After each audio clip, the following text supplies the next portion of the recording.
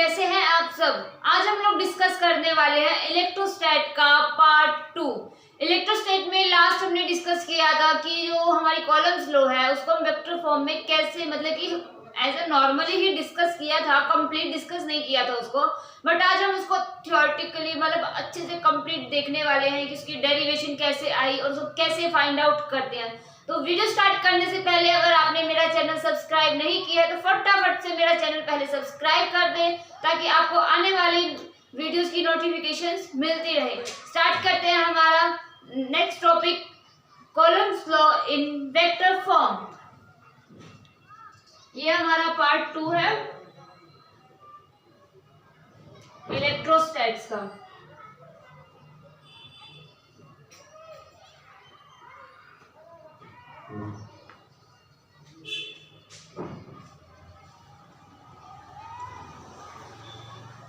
हमारा टॉपिक है आज का column law in vector form.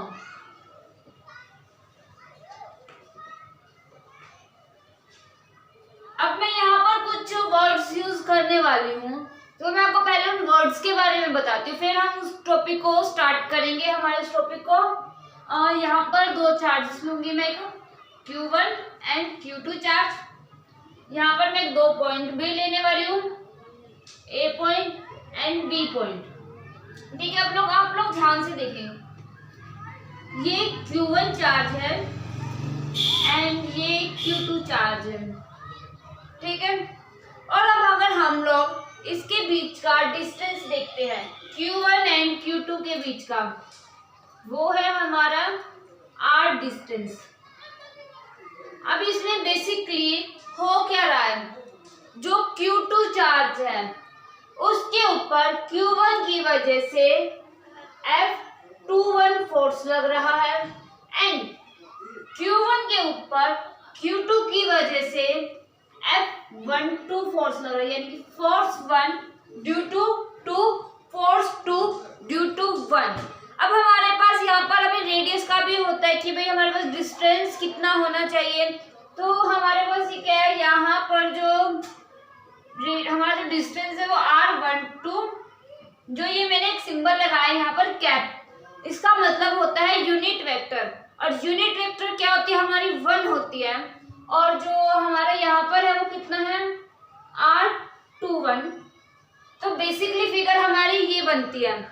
अब इस फिगर से क्या पता चलेगा कि जो F21 है, फोर्स ऑन 2 ड्यू टू 1, यानी कि जो 2 1 है यहाँ पे, इसका मतलब यही होता है कि जो 2 पर फोर्स लग रहा है हमारा 1 की वजह से, वो कितना होगा। अब हमें फोर्स का बेसिकली फॉर्मूला पता है, क्या होता है कि Q1 Q2 divide by R square, force on 2 due to 1, Q1 Q2 divide by, ऐसे लिख सकते हैं इसको, कि Q1 Q2 divide by R square. ठीक है, और 2 पर जो ये हमारा यहाँ पर है, कितना लगेगा इसके ऊपर, जो डिस्टेंस है हमारा यूनिट वेक्टर, कितने सा unit vector, R21 unit vector. ठीक है, अब ये सॉल्व नहीं हुआ, भी ध्यान से देखिए इसको। R21 यूनिट वेक्टर कैसे लिखेंगे, R21 vector divide by R। ठीक है, ये ध्यान रखें कि R21 हमें यूनिट वेक्टर को कैसे लिखना है। अगर आपको ये पता है तो आप इसको इजीली सॉल्व आउट भी कर सकते हैं। तो हमारा हुआ क्या, यहाँ पर R21 की जगह हम क्या रख देंगे, R21 vector divide by R। ठीक है, इससे हमारे पास क्या है, F21 is equal to Q1 Q2 divide by R³ into R21 vector. तो ये हमारा आया फोर्स ऑन 2 ड्यू टू 1। अब वैसे ही क्या होगा कि हमें पता है, अब हमें इस पहले आप लोग ये बार नोट डाउन कर ले, फिर मैं आपको नेक्स्ट बताती हूँ कि फोर्स ऑन 1 ड्यू टू 2 कैसे लगेगा। तो इसको फटाफट से नोट डाउन कर ले पहले।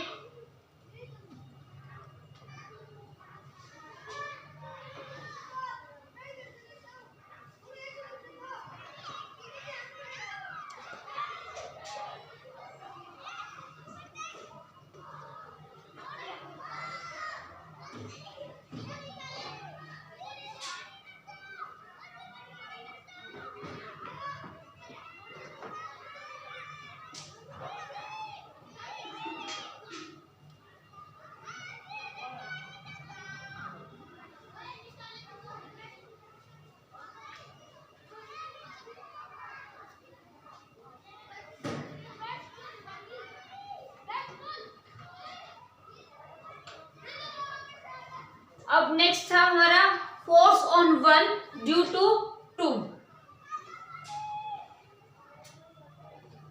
हमें पता है फोर्स का फॉर्मूला होता है K Q1 Q2 divide by R square.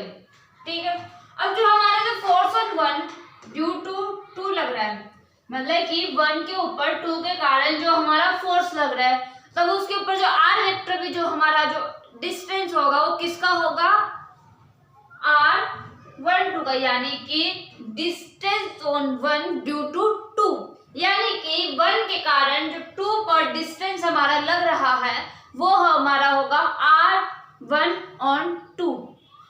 तो इससे हमारे पास ये आ जाता है F12 is equal to K Q1 Q2 divide by R square into R12 unit vector. F on 1 due to 2 is equal to K Q1 Q2 divide by R cube into R12 vector. ये मैं पहले आपको बता चुकी हूँ कि इसका formula क्या होगा हमारा। तो आप लोग जानते हैं कि जो R on 1 due to 2 is equal to negative of R on 2 due to 1, यानी कि ये एक दूसरे के क्या है, अपोजिट है। अब अगर अपोजिट है तो F on 1 ड्यू टू 2 हमारे पास क्या आएगा, minus of K Q1 Q2 divide by R cube into R12। ठीक है, अब इससे हमें बेसिकली पता क्या चला, हमने दो फोर्स निकाले, force on 2 due to 1 and force on 1 due to 2। अब हम इसको जब कंबाइन करते हैं तो इससे हमें पता चलता है कि जो फोर्स ऑन 2 ड्यू टू 1 है वो इक्वल होगा negative of force on 1 due to 2। ये थी इसकी बेसिक रिलेशनशिप कि जो फोर्स है वो एक दूसरे के इक्वल है बट अपोजिट है। कॉलम मतलब कि वेक्टर फॉर्म में, कॉलम लो जो वेक्टर फॉर्म में हम लोग फाइंड आउट करेंगे। तो ये था हमारा एक topic, columns law in a vector form. और इसमें क्या है कि जो न्यूटन थर्ड लॉ है ना वो भी ओबे करता है। एंड किसी ने मेरे से लास्ट वीडियो में क्वेश्चन पूछा था कि जो दो नेगेटिव चार्जेस है वो दो पॉजिटिव चार्ज है, अगर सेम चार्ज हम लेते हैं तो वो क्या अट्रैक्ट कर सकते हैं, ऑब्वियसली वो अट्रैक्ट कर सकते हैं बट कंडीशन होगी उसके लिए। अभी आप लोग उसको थोड़ा सा ध्यान रखिए बात को, बट जो नेक्स्ट आने वाली जैसे कि जो अपकमिंग चैप्टर्स होंगे इंडक्शन, उसमें ही आपको इसके बारे में डिटेल में बताया जाएगा कि कैसे दो लाइक चार्जेस भी अट्रैक्ट करते हैं, उसकी भी कंडीशन होगी। मैं आपको थोड़ा सा बता देती हूँ, यानी कि एक चार्ज हम बड़ा लेंगे एंड एक चार्ज हम छोटा लेंगे और इंडक्शन की वजह से कुछ होगा इनमें, तो मैं आपको आने वाले अपकमिंग चैप्टर्स में आपको मैं बताऊंगी इसके बारे में। तो आज का वीडियो हमारा यहाँ तक ही। अगर आप लोगों को कोई भी डाउट हो तो कमेंट सेक्शन में कमेंट करके आप मुझसे पूछ सकते हैं, और आपको इस टॉपिक की जो डेरिवेशन है वो आपको डिस्क्रिप्शन में भी प्रोवाइड कर दी जाएगी। तो आप लोग अगर वीडियो मेरा अच्छा लगे तो प्लीज लाइक करें, शेयर करें एंड सब्सक्राइब करें। Thank you guys.